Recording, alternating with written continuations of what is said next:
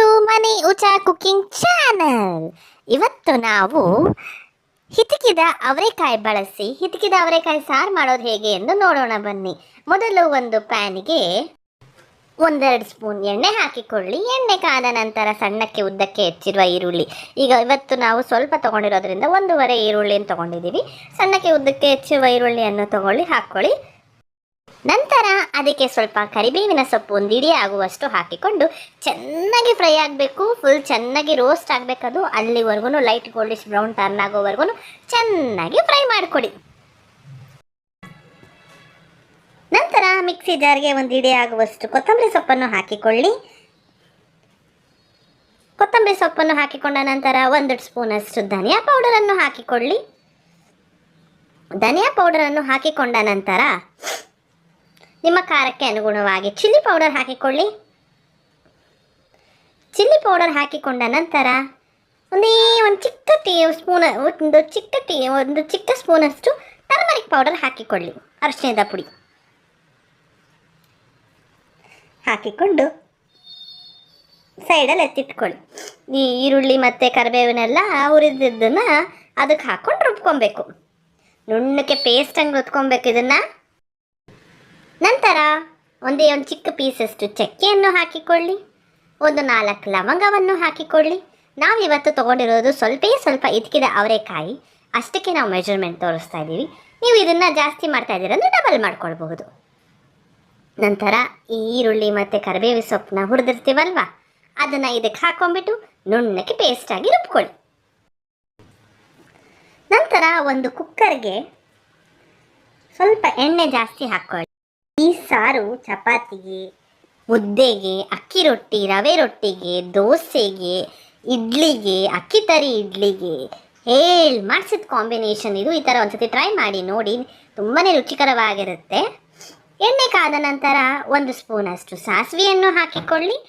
ಸಾಸಿವೆ ಹಾಕಿಕೊಂಡು ಸಾಸಿವೆ ಚಿಟಪಟ ಅನ್ನಬೇಕು. ನಾವು ಹೆಂಗೆ ತೋರಿಸ್ತಿದ್ದೀವೋ ಅದೇ ಮೆಥಡಲ್ಲಿ ಮಾಡಿ, ತುಂಬಾ ರುಚಿಕರವಾಗಿರುತ್ತೆ ಈ ಸಾರಂತೂ. ಒಂದ್ಸತಿ ಟ್ರೈ ಮಾಡಿದ್ರೆ ಪದೇ ಇದೇ ಥರ ಮಾಡ್ಕೊಂಡು ತಿನ್ನಬೇಕು ಅನಿಸುತ್ತೆ. ಅವರೆಕಾಯಿ ಸೀಸನ್ ಇದ್ದಾಗ ಯಾವಾಗಲೂ ಇದ್ಕಿದ್ದ ಅವರೆಕಾಯಿ ಪಲಾವು, ಇದ್ಕಿದ್ದ ಅವರೆಕಾಯಿ ಇಲ್ಲ ಅವರೆಕಾಯಿ ಉಪ್ಪಿಟ್ಟು ಅವೆಲ್ಲ ಮಾಡ್ತೀವಲ್ವಾ, ಈ ಥರ ಇದ್ಕಿದ್ದ ಅವರೆಕಾಯಿ ಸಾರು ಈ ಥರ ಡಿಫ್ರೆಂಟಾಗಿ ಒಂದ್ಸತಿ ಟ್ರೈ ಮಾಡಿ ನೋಡಿ. ಸಾಸಿವೆ ಚಿಟಪಟ ಅಂದ ನಂತರ ಕರಿಬೇವಿನ ಸೊಪ್ಪು ಸ್ವಲ್ಪ ಹಾಕಿಕೊಳ್ಳಿ. ಕರಿಬೇವಿನ ಸೊಪ್ಪು ಸ್ವಲ್ಪ ಚಿಟಪಟ ಅನ್ನಬೇಕು. ಜಾಸ್ತಿ ಚಿಟಪಟ ಅಂತ ಇತ್ತು, ಅದಕ್ಕೋಸ್ಕರ ಒಂದು ಲಿಡ್ ಕ್ಲೋಸ್ ಮಾಡಿದ್ವಿ. ಚಿಟಪಟ ಅಂದ ನಂತರ ಅವರೆಕಾಯಿ, ಇದ್ಕಿದ್ದ ಅವರೆಕಾಯಿನ ಸ್ವಲ್ಪ ವಾಶ್ ಮಾಡಿಬಿಟ್ಟು ಹಾಕೊತಾ ಇದ್ದೀವಿ. ಎಲ್ಲ ಒಂಚೂರು ಸ್ವಲ್ಪನೇ ಮಾಡ್ತಾ ಇರೋದು ನಾವು, ಚಿಕ್ಕ ಕುಕ್ಕರಲ್ಲಿ ಮಾಡ್ತಾ ಇರೋದು ನಾವು. ಇದ್ಕಿದ್ದ ಅವರೆಕಾಯಿನೆಲ್ಲ ಹಾಕಿಬಿಟ್ಟು ಸ್ವಲ್ಪ ಎಣ್ಣೆಲಿ ಚೆನ್ನಾಗಿ ಫ್ರೈ ಮಾಡಬೇಕು. ಯಾಕಂದರೆ ಹಸಿ ವಾಸನೆ ಇರುತ್ತಲ್ವ ಅವರೆಕಾಯಲ್ಲಿ, ಆ ವಾಸನೆ ಸ್ಮೆಲ್ಲೆಲ್ಲ ಹೋಗಬೇಕು. ಅಲ್ಲಿವರೆಗೂ ಚೆನ್ನಾಗಿ ಫ್ರೈ ಮಾಡಬೇಕು.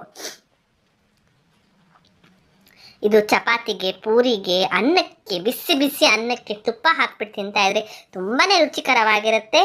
ನೀವು ಸಹ ಒಂದ್ಸತಿ ಟ್ರೈ ಮಾಡಿ ನೋಡಿ. ಈ ಥರ ತುಂಬಾ ಟೇಸ್ಟ್ ಆಗಿರುತ್ತೆ.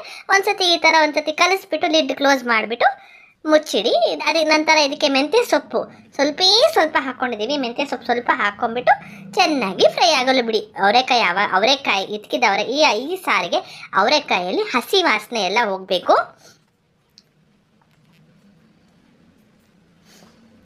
ಇದೆಲ್ಲ ಚೆನ್ನಾಗಿ ಫ್ರೈ ಆದ ನಂತರ ಅದು ಹಸಿ ವಾಸನೆ ಸ್ವಲ್ಪ ಹೋಗ್ತಾ ಇದೆ ಅನ್ನೋವಾಗ 1 ಸ್ಪೂನಷ್ಟು ಜಿಂಜರ್ ಗಾರ್ಲಿಕ್ ಪೇಸ್ಟ್, ಶುಂಠಿ ಬೆಳ್ಳುಳ್ಳಿ ಪೇಸ್ಟನ್ನು ಹಾಕಿಕೊಂಡು ಚೆನ್ನಾಗಿ ಫ್ರೈ ಮಾಡ್ಕೊಳ್ಳಿ. ಇದು ಅಷ್ಟೇ ಚೆನ್ನಾಗಿ ಫ್ರೈ ಆಗಬೇಕು. ನಂತರ ನಿಮಗೆ ರುಚಿಗೆ ತಕ್ಕಷ್ಟು ಉಪ್ಪನ್ನು ಹಾಕಿಕೊಂಡು ಚೆನ್ನಾಗಿ ಫ್ರೈ ಮಾಡ್ಕೊಳ್ಳಿ. ಇದೆಲ್ಲನೂ ಯಾವಾಗಲೂ ಇದನ್ನೆಲ್ಲನೂ ಸಿಮ್ಮಲ್ಲಿ ಇಟ್ಕೊಂಡು ಮಾಡ್ಕೊಳ್ಳಿ, ಆವಾಗಲೇ ಟೇಸ್ಟ್ ಬರೋದು.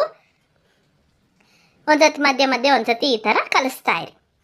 ನಂತರ ಇದೆಲ್ಲ ಚೆನ್ನಾಗಿ ಹಸಿ ವಾಸನೆ ಎಲ್ಲ ಹೋಗಿದೆ ಅಂತ ನಂತರ ನಾವು ಮಿಕ್ಸಿನಲ್ಲಿ ರುಬ್ಬಿಟ್ಕೊಂಡಿರ್ತೀವಲ್ವ ಧನಿಯಾ ಪುಡಿ, ಈರುಳ್ಳಿ ಎಲ್ಲನೂ ಅದನ್ನು ಹಾಕ್ಕೊಳ್ಳಿ. ಹಾಕ್ಬಿಟ್ಟು ಸ್ವಲ್ಪ ನೀರು ಹಾಕ್ಕೊಳ್ಳಿ.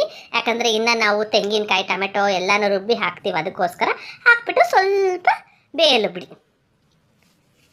ತುಂಬ ಬೇಯಲು ಬಿಡಬೇಡಿ, ಯಾಕಂದರೆ ಇನ್ನು ನಾವು ತೆಂಗಿನಕಾಯಿ ಹಾಕ್ತೀವಲ್ವ ಆವಾಗಲೂ ಬೇಯಕ್ಕೆ ಬಿಡ್ತೀವಿ, ಅದಕ್ಕೋಸ್ಕರ.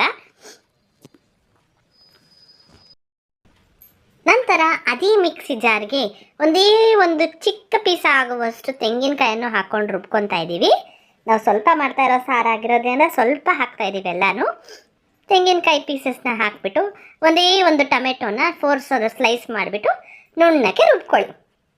ನುಣ್ಣಕ್ಕೆ ರುಬ್ಬಿರುವ ಮಿಶ್ರಣವನ್ನು ಕುಕ್ಕರ್ಗೆ ಹಾಕಿಬಿಟ್ಟು ನಿಮಗೆ ಎಷ್ಟು ಕನ್ಸಿಸ್ಟೆನ್ಸಿಗೆ ನೀರು ಬೇಕೋ ಅಷ್ಟು ಕನ್ಸಿಸ್ಟೆನ್ಸಿಗೆ ನೀರು ಹಾಕ್ಕೊಳ್ಳಿ.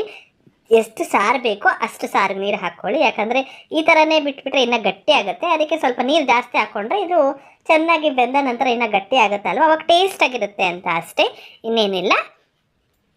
ನಿಮ್ಗೆ ಎಷ್ಟು ನೀರು ಬೇಕೋ ಅಷ್ಟು ನೀರು ಹಾಕಿಬಿಟ್ಟು ಚೆನ್ನಾಗಿ ನೀರು ಹಾಕ್ಕೊಂಡು ನೋಡಿ, ಇಷ್ಟು ನೀರು ಹಾಕ್ಕೊಂಡಿದ್ದೀವಿ ನಾವು. ಕುಕ್ಕರ್ ಫುಲ್ಲಾಗಿದೆ ನೀರು. ಕುಕ್ಕರ್ ಫುಲ್ ಆಗಲ್ಲ, ಯಾಕಂದರೆ ಚೆನ್ನಾಗಿ ಕುದ್ದು ಎಣ್ಣೆ ಎಲ್ಲ ಮೇಲಾಗುತ್ತಲ್ಲ, ಅವಾಗ ಸ್ವಲ್ಪ ಕಮ್ಮಿ ಆಗುತ್ತೆ. ಚೆನ್ನಾಗಿ ಕುದಿಯಲು ಬಿಡಿ ಅಷ್ಟೇ. ಇದ್ಕಿದ್ದ ಅವರೆಕಾಯಿ ಸಾರು ಸವಿಯಲು ಸಿದ್ಧ. ಮಾಡ್ಕೊಳ್ಳಿ, ತಿನ್ಕೊಳ್ಳಿ. ನಿಮಗೆ ನಮ್ಮ ಚಾನಲ್ ಇಷ್ಟವಾದಲ್ಲಿ ಪ್ಲೀಸ್ ಲೈಕ್, ಶೇರ್, ಸಬ್ಸ್ಕ್ರೈಬ್ ಮಾಡಲು ಮಾತ್ರ ಮರಿಬೇಡಿ. Thank you for watching.